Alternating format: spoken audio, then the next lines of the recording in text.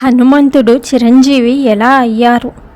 హిందూ గ్రంథాలలో పేర్కొన్న 7 చిరంజీవులలో హనుమంతుడు ఒకరు. సృష్టికర్త అయిన బ్రహ్మ మరియు దేవతల రాజు ఇంద్రుడి నుండి వరం పొందిన తరువాత హనుమంతుడు చిరంజీవి అయ్యాడు.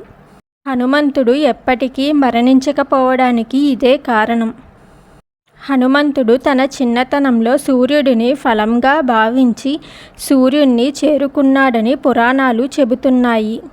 హనుమంతుడు సూర్యుడిని మింగేస్తాడనే భయంతో ఇంద్రుడు తన పిడుగుపాటుతో హనుమంతుడిని అడ్డుకున్నాడు. బాల హనుమంతుడు స్పృహ కోల్పోయి భూమిపై పడిపోయాడు. వాయువు అంశతో జన్మించిన హనుమంతుడిని చూసి కోపంతో వాయుదేవుడు భూమి నుండి గాలిని తొలగిస్తారు. వెంటనే అన్ని జీవులు ఊపిరి పీల్చుకుంటానికి ఇబ్బంది పడతాయి. భయపడిన దేవతలు బ్రహ్మ దగ్గరకు వచ్చారు. బ్రహ్మ హనుమంతుడిని బ్రతికించి ఆయుధం చేత చంపబడని వరం ఇచ్చారు. ఇంద్రుని కోపం కూడా వాత్సల్యంగా మారి హనుమంతుడు తాను కోరుకున్న విధంగా మరణాన్ని పిలవగల వరం ఇచ్చాడు. హనుమంతుడు శ్రీరామునిపై ఉన్న అచంచలమైన భక్తి ఫలితంగా రాముని భక్తునిగా నిరంతరం భూమిపై ఉండాలని చిరంజీవిగా మారి ఇప్పటికీ బ్రతికే ఉన్నారని చెబుతారు.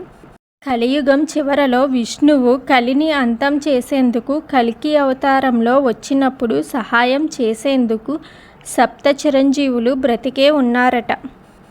సప్త చిరంజీవులు అశ్వత్థామ, బలి చక్రవర్తి, హనుమంతుడు, విభీషణుడు, కృపుడు, పరశురాముడు, వ్యాసుడు.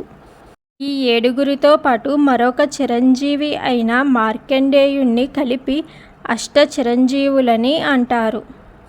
వీడియో నచ్చినట్లయితే లైక్ చేసి సబ్స్క్రైబ్ చేయండి.